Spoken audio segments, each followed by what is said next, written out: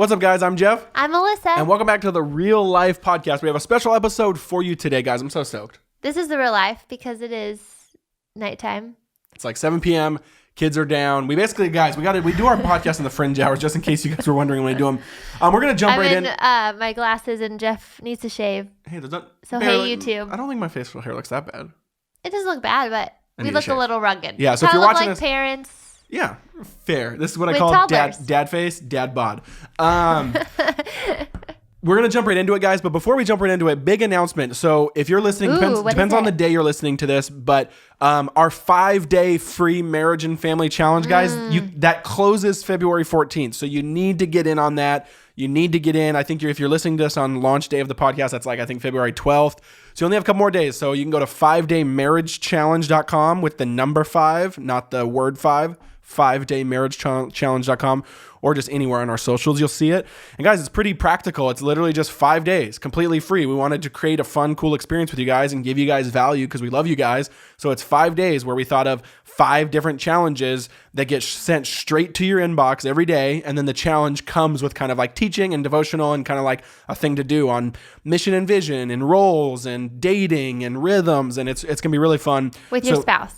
I think last year we had over 10,000. Or your significant other. Yeah. Any relationship status, family, you can do it as a family if you're, if with kids or without kids or dating or engaged, etc. It's awesome. We can't wait. I think we had like 9 or 10,000 people in it last year. We're hoping for more. We'd love for you to go through the challenge. It starts kind of the day after Valentine's Day, so you need to get in before then. So yeah, get in there. Pause this right now. Go to 5daymarriagechallenge.com. You just put in your email and then boom, you're set up and everything will get sent to you for the 5 days in a row. And then come back and listen to this. Okay, you ready? Pause. Wait, what? What just happened? I was saying like they need to pause and go do it. Okay. But no. Okay, so that's... But this time we interviewed people. Yeah, so it's a blast. It's a blast. We interviewed different people and it's a blast. So it was really cool. Okay. So get in there. Get in there. Let us know if you get in there. So this is February 12th. Happy Valentine's Week. That's right. It's coming. It's coming. Happy Galentine's Day. That's right. Happy Valentine's Day. That's right. Okay, so if you are listening to this, I just spoke at IF Gathering, which has been like a bucket list item of my life. It's like 4 or 5. It's like 4 or 5,000 women in. Well, that sounded weird. It's like a bucket list item. And I said 4 or 5,000. I meant like I was just trying to explain it. It's a really cool gathering of women, of a lot of our friends that me and Alyssa are friends with. Jenny Allen, Annie Downs, some other people, a lot of people you guys know, but we love them. We followed them from the inception. Alyssa went to one of their kind of like pre-launch dinner hangout retreat things like 5 years ago or whatever now. And I just spoke there. So first of all, let us know on Twitter, Instagram, if you were there, if you heard, and we're recording this before I speak. And so let me know if I sucked or not. Well, that'll be fun. And because they give me a 10-minute window, which, whoo, baby, you got to pack it in. You got to pack that in. Jeff so this is what I told him. I said, babe. They're doing more like TED Talk style talks. So you kind of have to do shorter, succinct. But Jeff has so much to share. So I said, because it's 10 minutes, that doesn't mean you talk extra fast. And I said, I can't agree to that. Yeah, he said, well, people can rewind it. People can pause it. They can live stream, whatever. I need to get it in. I got lots of points. 10 minutes for Jeff, that's fast. It's fast. That is a challenge. Honestly, I'm not saying that I need like 45, but 15 I would have been very... Jenny, I would appreciate 15. Okay, so it's the best, guys. And so I'm going to expand on, because I already kind of have my talk started to get written down. It's a lot more... Cinematic's the wrong word, but when it's 10 minutes, it has to be a lot more like scripted, planned, etc., and kind of points and emotional flags per se. So I wanted to kind of do more of a background version of that, a more podcast episode on that. And so what I start with, if you were there, is the brain trust meeting of Pixar. So there's only one movie studio in the whole world that has ever even come close to some of these stats, and the stats are. I think 15, I'm not looking at my notes right now, but I think it's like 15 or 16 Academy Awards, which is like the highest level of award you can get if you're a film or a film studio. Well, I know I kind of say that at the end though when I say if. I already put my cards on the table, but if I say all these things and then I kind of say guess who it is. 15 or 16 Academy Awards, and they've only been around for like 20 years, which is crazy. 14 straight number 1 box office movies. Not like that's crazy. Number 1, 14 movies in a row. And then their movies average $600 million per movie. Average. So $600 million movie puts you in like one of the biggest movies selling of all time. Do they only come out with one a year? less than that. I think it's maybe like once every 2 years or maybe once a year. Okay. I don't know. But they average basically a number that's like obscene. And that's their average. So, That's so they have crazy. ones that have obviously More gone than up more than. Disney. Well, they're part of Disney now, but yeah. Oh, okay. So Disney's included. So like Frozen No. would be in there? No, I'm only talking about Pixar. But Pixar is owned by Disney. So it's kind of like the same. And Frozen Like, is. do those awards, is No, Disney that's all included Pixar. in that? It's No. all Pixar? The ones I just said More are than all Disney. Pixar. Yes. That's crazy. And so, I mean, they've literally reached a level of perfection and success that just no one's even come close to. Like that, you don't. They've almost made it formulaic, where it's just like they make a movie and it's successful. There's no flops. There's no bombs. Cars 2 is considered the only one they've ever come out with that is considered like a bomb, and it wasn't even a bomb financially. It was just critically, it was kind of like a little too much, but still made a lot of money. So wait, Cars is Pixar? Yes. It's not Disney? I'm so confused. Disney owns Pixar. Disney owns Pixar. So Pixar is its own movie studio, just like Disney owns Okay. Marvel, but Marvel's its own movie studio. Okay, got it, Disney got it. owns Lucasfilms, but Lucasfilms is its own movie studio that like does Star Wars. Okay. Does that make sense? Kind of. Like it's still its own brand and its own studio, but technically all the way up the chain, the boss is Bob Iger, which is the CEO But so did of Disney do Cars or Pixar? Well, I'm so the confused. studio that made it was Pixar, Thank but you. Disney owns them. Disney So owns then, them. can you give me an example of a Disney movie versus Yeah, a... Frozen. Okay. Frozen, Zootopia, Big Hero 6. Those are which are all Those are all phenomenal. Disney? Yeah, which are all Disney animation, Oh, okay. right? Okay. Does that make sense? Yes. Hmm. Okay. Are we tracking? Yes. Okay. Sorry, people. It's just mom brain is Which real. I'll get to. Actually, that's a relevant point. I'll get to that in a minute. Okay. 'Cause there's actually something really maybe, interesting about okay. Or old Disney animation would be all the classics. Aladdin, sure. Beauty and the Beast, Yeah. Well, I but then they just start always thought it was, bombing in the like, early old- 2000s. Right. See, and I still think of that. Like Pixar No. to me is like The newer ones. you know, Toy Story Which it is. and whatever other ones, and then Disney to me is all the like Toy Story- princessy ones, like No, Tangled so and it's just they're both just animation studios. It's just Disney started bombing in the early 2000s and going in the can and going in like the toilet, and their movies started getting bad. Their string of run was like late 90s, early 2000s, Yeah. of like Little Mermaid, Lion King, Aladdin, Beauty right. and the Beast, etc. Which Pixar wasn't even And then they there made- yet, right? It was around Toy Story. I think it was 1997 or 1998. Okay, right. Guys, I know too much about this. That's like two of my favorite companies and books is Disney, Warren, Pixar. But what I was going to say is, so people they've reached a level of success that's absurd. That's the point I'm trying to make. That took us 10 minutes to get there. They have reached a level of success that is just crazy. Like it's such a creative, high octane trajectory or vocation or career, filmmaking, especially at that level, and yet even in creativity, they've reached it where just everyone is good and successful. So it's shown that it's not just like magic and it's not just Right. on a whim. And it's not. So a lot of people have studied them. Like, how do they actually do it? Sociologists, psychologists, authors, thought leaders, even other businesses. And one of the things that comes up over and over and over and over again with their success is what it's called the Pixar Brain Trust. Now, Ed Catmull and John Lasseter and some of the early kind of presidents, CEOs, chief storyteller type people on the early end, I think this was actually Toy Story, was the first Brain Trust, which was the first movie they made. Well, technically the first main feature film.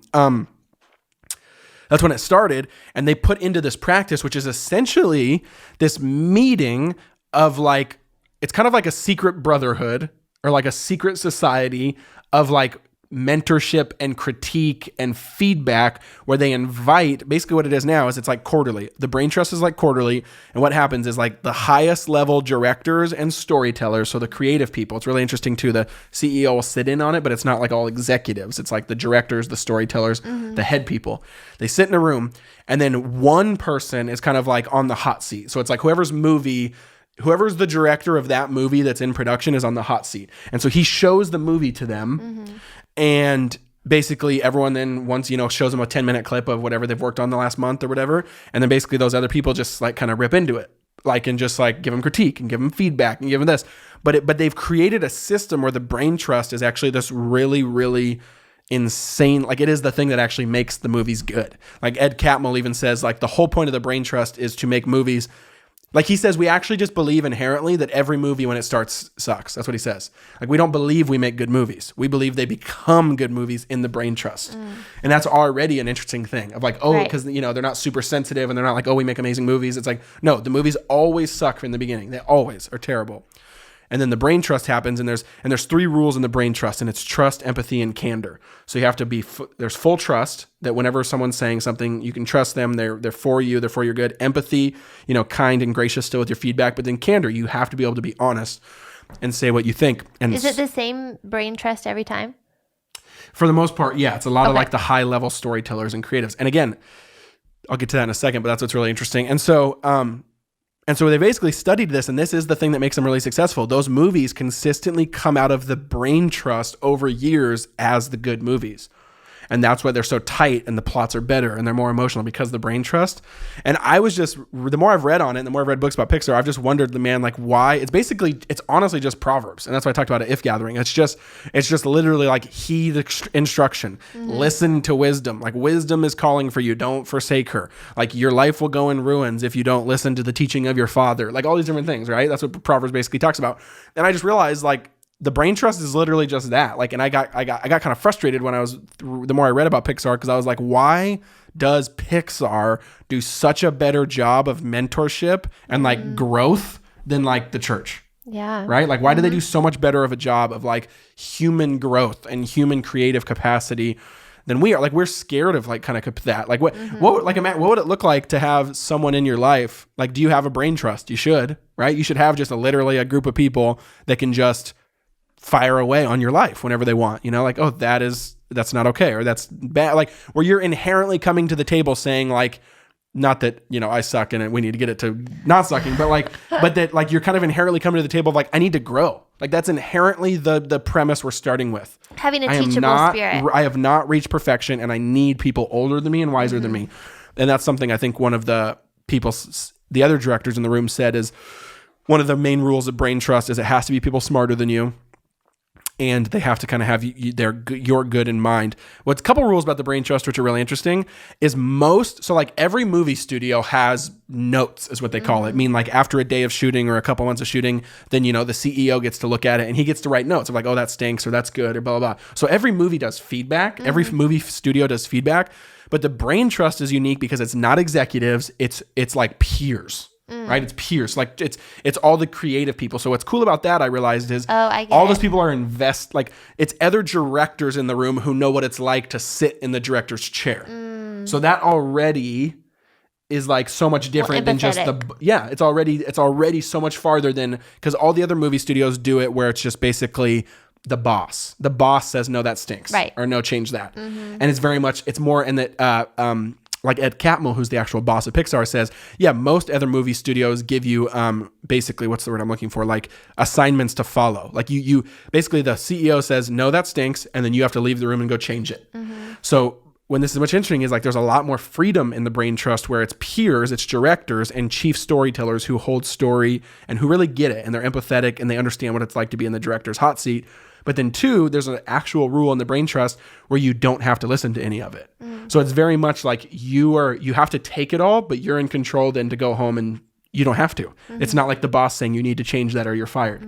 So I think those couple rules are really interesting. And that's actually what makes theirs different than all the other movie studios is it's a lot more like true mentorship and true instruction and true kind of like feedback and critique. You're saying that we should have mentors that are older and wiser than us, but in the brain trust, it's like people that are in the same. No, they're older and wiser because it's like it's like basically like older directors, like retired, not retired, but it's like people that are like have done it before. People have done it before, but it's peers in the sense of like they're directors. Okay, does that make sense? So it's more like it's peers in the sense of like they get what it's like to be a director, but it's also people who have been at it, or have maybe directed 2 movies, and this is your first one or that type of thing. Right. So, okay, got it. So I just feel like that's really interesting. I just was thinking about that. Like, man, what would that look like if we all actually had our own brain trusts? Not necessarily a group, but like a couple people or just one person. Like, does one person even have that capacity in your life? If they don't, like, you're not growing. That's just the truth of the matter. If you don't have someone that's able to like kind of that you fully trust and that's fully empathetic and that can be have full candor in your life, those 3 rules of the brain trust, then like you're man, we're going to grow a lot slower that way. So I don't know. Initial thoughts? No, I think that's really good. I think, so I think what we're talking about here is mentorship. And I think that can be kind of a, I don't know, a sensitive topic for our generation. Sensitive because, at least in the culture, the Christian culture, if you have been around that for a while, we teach a lot about mentorship and you need it. You need mentors in your life. And so I think a lot of us really long for mentors, but we don't know how to find mentors, or if we found a mentor, we don't know how to pursue the mentor, or a lot of us, or some of us have been rejected by older people. And so we don't, that feels really hard. Like, oh, nobody wants to mentor me. And then I think the older generation, I don't say older generation, but people that are older than you, however old you are, they, it can be kind of a tricky subject because they're like, well, I don't want to just say like, hey, can I mentor you? Like, because what if they don't want me to mentor them? Yeah. And so it kind of is like, it's a thing in our Christian culture where we all know that we need it and we want it. And it talks about Titus 2, talks about how the older women are to mentor the younger women and teach them how to be, faithful women, faithful moms, faithful wives. And so the older women know that this is a calling for them too, but it's like, how do we go about it? And so I think what you're talking about, the Pixar thing is so cool. And I love that it's like, you can really enter that world and understand it with a business mind. And I think men are better at mentoring in a way because it can be more, I don't want to say that could be real generalization, but I think sometimes men can be more successful with mentoring because it can be more business-like, where women, it's like... There's more natural, I think, ins for men to sometimes kind of just slip into like work mentorship. Yeah, I think you can just treat it more like a business relationship, or where women, it's much more like, like come into my life and be my mentor forever. And so I think this is a great topic to talk about. And so I think I love what you're saying. And I think it is so important to have older people in your life, even if they're like 3 years older than you, 5 years older than you, 10 years older, you 20 years older, that have a lot of experience. And I think the thing is, if they are walking with Jesus, if they love him, everybody has a story to tell. And so everybody has something to pour into somebody else. And I think, a lot of if you're older, you can think, oh, I have nothing to give, or why would they ask me, or they're doing so much better than I did at their age. So what do I have to say? But it's like, no, you have a story to tell. You have so much to pour into people. And even sometimes mentoring, like, yes, we can always gain advice and wisdom and guidance, but also a lot of it, I think, is just encouragement. Like, hey, you're going the right path. You are a great dad. You are a great mom. You, you're being brave in this season. Having that really deep, that encouragement is something that every person needs and that we all long for. So I think that's just an encouragement if you're, the mentor. Yeah. Because I've heard that before, like, oh, I have nothing to give. And it's like, no, you have a story and there's so much to learn. You want another cool story? Do you want it? Oh, do you want the story, or do you want to get into the nitty gritty? Well, no, you want another cool one? Okay. This fits perfect. So here's what's sweet. And you ain't ready. Okay. So one of Pixar's really cool rituals for when no matter who it is, small or big, when they hire someone new, we're talking executive, or we're talking like janitor or barista because they have like a cafe, or someone who, does the midnight cleaning shift, whatever. Anyone that Pixar hires as an employee, they go through this like onboarding ritual. And one of the rituals is on, like orientation, basically, where they wait till there's like 10 of them or whatever. And then they have a day where they go all throughout Pixar and do certain things.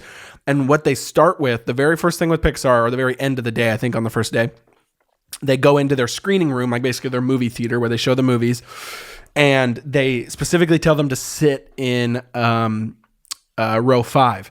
Now that's important because normally during the work week, row 5 is reserved for the directors, which the directors are the like 10 or 15 people that are the highest powerful creative storytellers, non like CEO, COO, but they're like, there's only been, however many Pixar films there's been 20, there's only been 20 directors. So they're very high level, like that's the peak, right?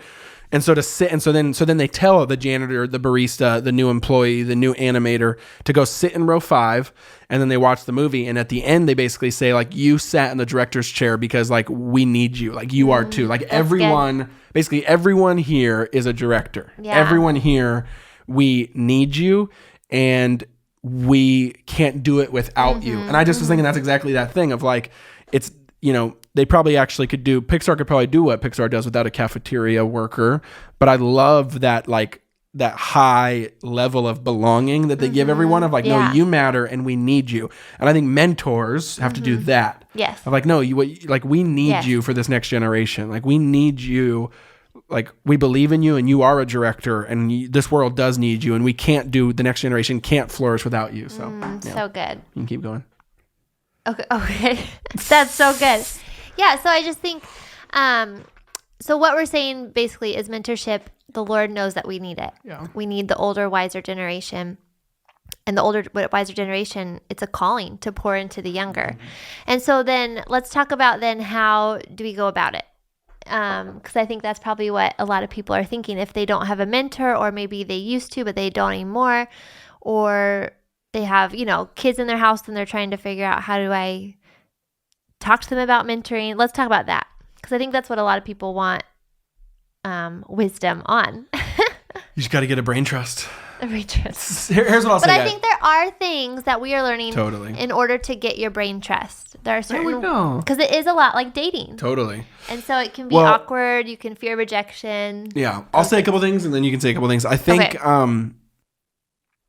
I think the brain trust works as such a good metaphor because it holds true. And what I mean by that is like the systems that it's in Pixar is kind of real life too, right? Like, notice it's two things. One, the brain trust is in context of your already normal day. Like, those people work at Pixar. They're not randomly going to some random place that's disconnected from what they do every day. Like, that's their job. Like, they're basically, the brain trust is in all like relationships they're already in. It's already in the context of their life. It's already who they know. It's their everyday life already. It's not like going to conference room A is any different than their work during the rest of the week. Yeah. Right. So it's just like a normal day in some sense. So you kind of have to, I think, that of like, who's around you already, who's near you. But then the second side of that then is it doesn't just happen by accident. It has to be deeply, deeply planned and scheduled. So it's not also like it just happens by accident in your daily life because you work with them or you know them, but there has to be a pursuit. There has to be a structure. There has to be a kind of a reaching out of, and it doesn't happen overnight. It takes a lot of time. And I know and I like your dating analogy if you want to talk about that. And guys, real quick, this is another reason why you need to get in the 5-day challenge, because we kind of want all 5 days to be surprised. But day 5, the last day, is on mentorship. So we have a whole day on, and we teach about this. We interview our mentors. We have a big surprise that day. So you need to get in 5daymarriagechallenge.com. 5 is the number, not spelled out. But you need to get in because we have a lot of resources we're going to give out on that day 5. But yeah, why it's dating and not marriage. I like that. Or how it's like that. Okay. Well, we talk about this in the 5-day challenge. So this can be like a little precursor. But I think this is so good because I don't know if I've talked about this before. A lot of my girlfriends here, we've talked a lot about mentoring, and we're like, there's just this like need for it, and what's happening. I feel like there's a gap, and it's not happening with young moms, but it's happening with like, you know, the young marrieds or the 20-year-olds or the college age. But what about us? And we were talking about it with our mentors when they came out and visited in October, and it was so good what they said, and it just clicked for me. I was like, oh, that is doable and that makes sense. And he was just saying it is a lot like dating, and you know, to find somebody and not to say, and I think this is sometimes where we get it can get tricky, is I feel like growing up in the church, it was like, go find a mentor. So you go and you find someone, you're like, hey, can you mentor me? Yeah. But really that question, it's like, and I've been asked that question before, and it just feels like this huge weight of you. It's like, hey, marry me. And it's like, I just met you. Marry you. I've just met you. I don't know if we're going to get along. That's like only Christian college people do that. Marry on the first date. Yeah, right. So asking to mentor is like going to a Christian college. It's like, no, chill. You just had coffee once. You can. Right. We should talk about that next. But it's like, I don't know if we're going to get along. I don't know if I can commit to that. I don't know if I have that in me.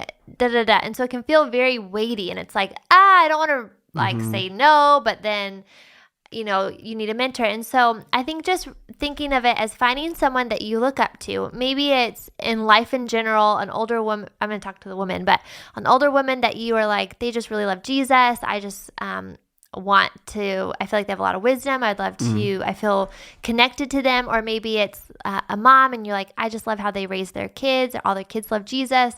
I want to get to know her on that level. Or it could be like, hey, they know how to paint furniture and I want to learn how to do that. And so just asking them for one meeting, like, hey, and it's not just like, hey, can I come over, but hey, can I take you out to lunch? Can I take you out to coffee? Can I come over and I'll bring my favorite snack for an hour, and can I ask you questions? And to come prepared with questions that you want to ask them. Or, hey, can you teach me how to sew? Can you teach me how to juice, whatever those things are.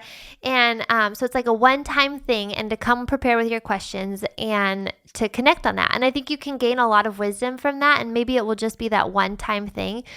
But then maybe you have a connection and you want to get to know them more, or you have more questions. So then you ask them again, hey, can I take you out to lunch again? I loved our meeting. Can I pay for your lunch? And I have a few more questions that I want to ask. And just be really respectful of their time, respectful that they're, and I think what our mentors said, like if somebody is coming to you to ask that, most people are going to say, yeah, of course, no matter how busy they are, because that's an honor. It's an honor to be pursued, that they are wanting wisdom in you on some subject. Yeah. And I think, if a relationship comes out of that, and so it's a weekly thing, it's a monthly thing, it's a once a semester thing of just meeting with that person, then eventually they end up mentoring you.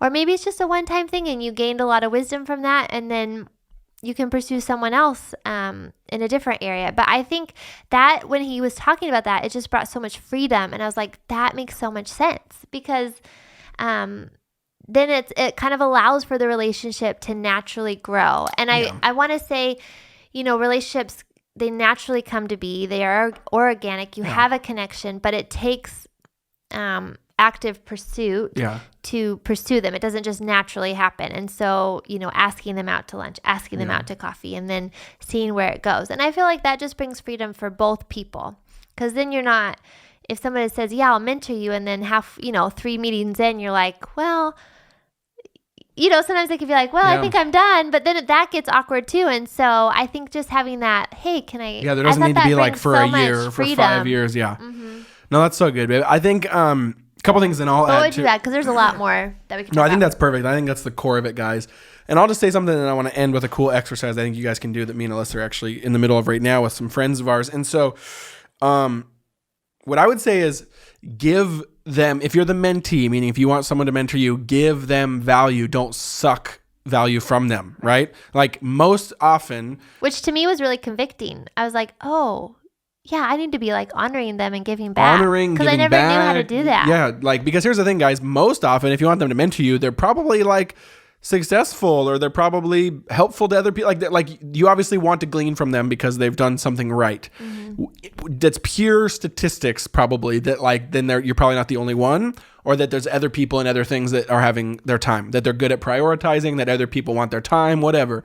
So because of that, then you kind of have to two things. You have to interject. You have to get in there, and you have to be aggressive, for lack of a better term, I think.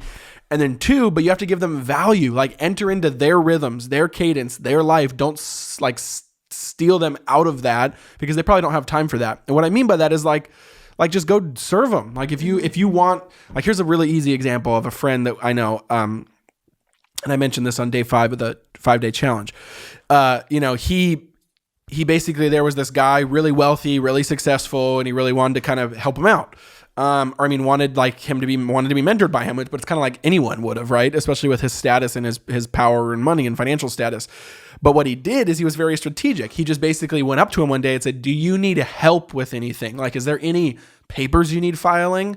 Is there any sweeping you need done at the office?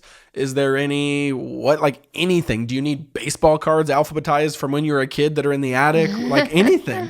And he said, yes. Yes, I have some stuff for you to do. I'm sure you want to work for free or whatever. Yeah, let's do it.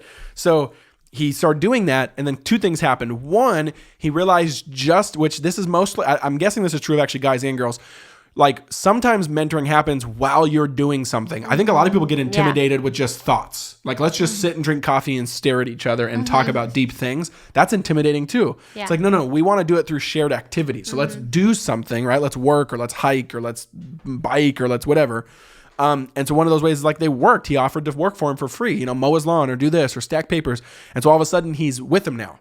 And then all of a sudden, while they're working, conversations are happening. Like it wasn't like he never said, mentor me. He never did. But all of a sudden now he's asking, stuff's coming out about his marriage, and he's getting advice here and how to be a man. And it just happens because he was in proximity with them, where he forced himself in there and gave himself value. And then what happened is then now it's organically grown and grown and grown and grown, where they never said, and so now he actually is his full-time like executive assistant that gets paid like probably, I don't know, 80 or 100 grand a year as like a salary basically for a job for this guy, and basically runs his life. Now what's crazy is, imagine if, 2 years ago he went to him and instead of saying, hey, is there any papers I can stack, said, hey, can I be your executive assistant and get paid, 80 grand a year? You're like, no, right? Yeah. It's kind of like that marriage thing again. So it's like, no, you just got to kind of sneak in there, and you have to be aggressive. You have to offer value, and you have to kind of enter into their cadence of life. I think a lot of times people that are doing really well, they get so many people that want stuff from them, and they get people that want to give to them. And so that's what you're kind of trading. You're serving them with like other stuff so that you can actually receive the blessing of the wisdom. And then what was the other thing I was going to say? Well, I think that's important. And then like you have to realize, mentee, that you're also in charge of the pursuit. I think sometimes we think that the older person should be, but I actually think it just never works well that way. I think like you gotta, again, like you have to be in charge. If they say yes, or if they want to, then you have to be in charge of like okay, hey, can we meet up again? Or hey, can we talk? Or hey, can I come over? And so you got to do that. And I've even done that with some other people that have even asked to meet with me sometimes, where, and they wanted to ask questions. And I just, having learned that through my mentor and stuff, I just basically texted him and said, I'm all in, like I'm game, but like I wasn't trying to be extra blunt, but I just texted him and said, like, I will never text you and tell you to meet for coffee. I will never initiate, and it always has to be from 6 to 8 a.m. because I don't want to take away any family time. And so it has to, but I will get up as early as you want, and I will meet with you. And I just said, that's the rules. And then it's just like, boom. And then it worked. You kind of just have to like lay the ground rules, right? Like I won't, you got to do it. And anytime you ask to meet between 6 and 8 a.m., I'm there. That's the rules that I could do. But I'm not going to initiate. I'm not going to text. I'm not going to do it. Like you got to do it. And I'm all in when you do. And so I think there's just all those different vibes there, or levels there of like it just works that way, And same thing with even Jeremy, or my mentor. It's like, I call him, and he has this link, this Calendly thing where I can like schedule calls with him. And so if I need something, I just schedule a call, and boom, we talk, or, Skype or FaceTime, or we see him, or we, grab a drink or something like that. So I think that's really important. But is there anything you'd add before one last little thing? No, I think it's just so good. And I think what we're talking about, I think a lot of times in the Christian culture, like for me in particular, it was taught like, hey, find a mentor, meet with them once a week, study a book of the Bible, or do a Bible study together, which is great. Really good, but it's really good. But go into their real life, like sit at their dinner table, eat a meal with them. I've learned the most from that's been really good. But I feel like I've learned the most when I go over to their house and I babysit their kids, and you're doing the Bible study stuff then, anyways. Like you're talking about the scriptures and talking about what's hard, or whatever, cleaning their house or helping them run errands, and you have those conversations in the car. And now it looks a lot different because I'm a mom, and so maybe I'll meet with someone twice a year or once a quarter, or hop on a call if I need something. And I'm still trying to figure that out in this season I'm in.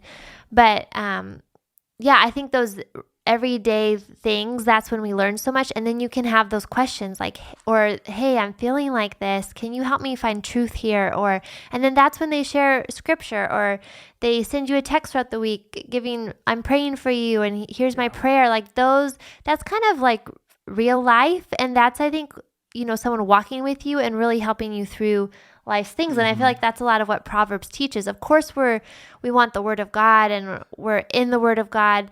And they can help us understand it, and they can bring it to our mind and teach on it, but it can be much more organic. Like, hey, come over while I'm cooking dinner with my family, and let's just talk about your heart and how you're doing. Or, and I'm going to share the scripture with you when I was going through that, or whatever. I think that's kind of more, I don't know. Yeah. I feel like that brings freedom, and that's more like, I can do that. Life. I can enter into that. It's more normal life. And more normal life. And so, and then also people get to know, you get to see how if you want to learn to be a good mom, you can see how they mother their kids or like how they put them down at night, how they deal with discipline. You pick up so much exactly. Yeah, you pick up so much when you're in their home or in their car or whatever that looks like. Totally. So, guys, we hope this was encouraging. It was a little over the place, but I still think it gave a lot of food for thought. And I think that was the hope. Right. And that was what I think a lot of people have asked us about. So I want to end with this exercise.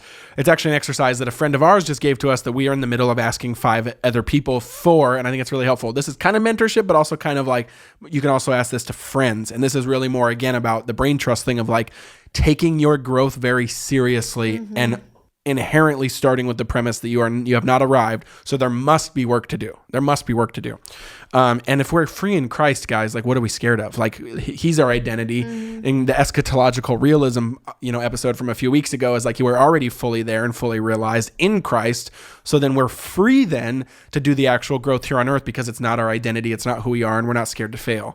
And I think that actually accelerates our growth. But can I add a little thing to that? Yeah. I think, when I was in college and right after, and I was really doing weekly mentor things, I was always the person that was scared to pursue. Yeah. And I would wait till the last 5 minutes to really share what was going on in my heart. I just was scared that they would actually know me and know the darkness that I had or the things that I was really fearing or the questions I was really stirred up within me. And so I think what you're saying there, I think to just rest in that you are loved, that we have not arrived, to have a teachable spirit and just ask a lot of questions and to be honest. And I think any mentor isn't going to be shocked or bring shame or like, oh my gosh, if they really you love think you. that? Yeah, They're exactly. going to be just welcome you with open arms and feel so honored that you would share those things with them because that's what they're there for. Like we are made to live in community. Totally. Satan and the enemy wants us to be isolated and to struggle with things on our own in the darkness at night when no one else is around. And so to bring those things to light and ask a lot of questions. And I feel like for any mentor, we get it. Yeah. We've been there. We've had those thoughts. We know somebody who's done that. Totally. Like nothing is really new under the sun. And so we just want to come alongside and like help grow. Totally. And Well, like, what's funny, you know what I mean? I think that can be a real lie in the Yeah. mentoring relationship. Totally. And a funny thing there is me and Jeremy have even talked about that, even with different relationships. He mentors way more than me because I'm young, but even in some small capacities where we actually wish people went there faster. It's like, come on, like don't waste our time. Right. Like, Yes. This is why you want to meet because of the, like you have a porn addiction or your marriage is hard or you have something really dark in your heart that you've never shared with anyone or just you're really really hurt right now or you're really struggling really with a lot burnt of out or anxiety. you're really like Yeah. just boom, that's what the meeting should start with. Like I know that sounds weird, but like me and Jeremy talk about that like he says he actually gets annoyed when like it's kind of like people want to meet with them and then it's like a 60-minute meeting and on minute 59 then they drop that and he's like Right. no, he's like we don't need to small talk. Like this is intentional time where I want to serve you. I want to serve you, and so you can lay it all out there. And so I think that's just another thing of like, man, just you can do that. I think that's what it's for. And if you have that relationship, then I think take advantage of it. Yeah. So this exercise we want to end on is we want to challenge you to do it. We want to challenge you to do this. And it's a really powerful exercise and a strong exercise. But you have to kind of be ready for honesty. But again, if all these relationships you have are in love, then it's really beautiful. And I think the Lord works. So it's 9 questions. That's all it is. And you basically ask 5 people close to you the same 9 questions, and then you can, get them in writing or store them, whatever, and then just take like a month to process them. Because I think if you really give your friends or your mentors or your parents or your spouse freedom to speak real answers with these, and again, knowing that you're just free to grow, then it can do really beautiful things. So the 9 questions are, and I don't know if we'll write these somewhere or whatever. So if you just might want to pause or rewind if you want them, but it says this. The first question is, why do you think I will make a good leader? So I think it kind of assumes that you will be a good leader. The Lord has leadership for you or that is taking you a place. So ask 5 people, why do you think I would make a good leader? Second question, what do you see as my greatest challenge in becoming a good leader? 3, how could I get in my own way? I love that question, which is like basically if I basically trip my own self up, what would that look like to you? What do you think? What would you gamble on that would be? On a scale of 1 to 10, how would you rate my integrity and kind of why? Do you trust me? Do you really, really trust me? Why? Tell about a time that I have actually hurt you or you've been frustrated or disappointed with me and explain it. When have you seen me at my best? Explain that and why. When have you seen me at my worst and what that was like? And then last one is, if you could wave a magic wand, what would you want to see happen in my life right now that is not currently happening? Super solid 9 questions, guys. But honestly, those are the type of questions that are the brain trust questions. It's super intentional. Like, we're not here to mess around. We want to grow. Jesus has more for us. He wants to take us farther and deeper and into more holiness, which also means more joy, more flourishing, and more life, and intentional, rhythmic, scheduled pursuit, aggressive mentorship relationships. And questions like this can take you there. And I think a lot of times we abdicate that, don't go there, and don't actually, and we leave a lot on the table of how much better and more grown we can actually become in the Lord. So, got any final thoughts? I was just preparing my heart to ask those questions. But I know, like, we're in the middle of that right now too. So, I'm like, is it wise for a postpartum woman to ask those questions? And so for context, I'm asking like 2 mentors, basically older men in my life, a friend, and then Alyssa, and I think another person. So it can kind of be various relationships. But all right, guys, we're excited to hear about what you think. Let us know on Instagram, social media, what you thought of this episode, if it was encouraging, if you're going to do the challenge, the 5-day challenge, but if you're also going to do these questions. And we love you guys. We'll talk to you next week.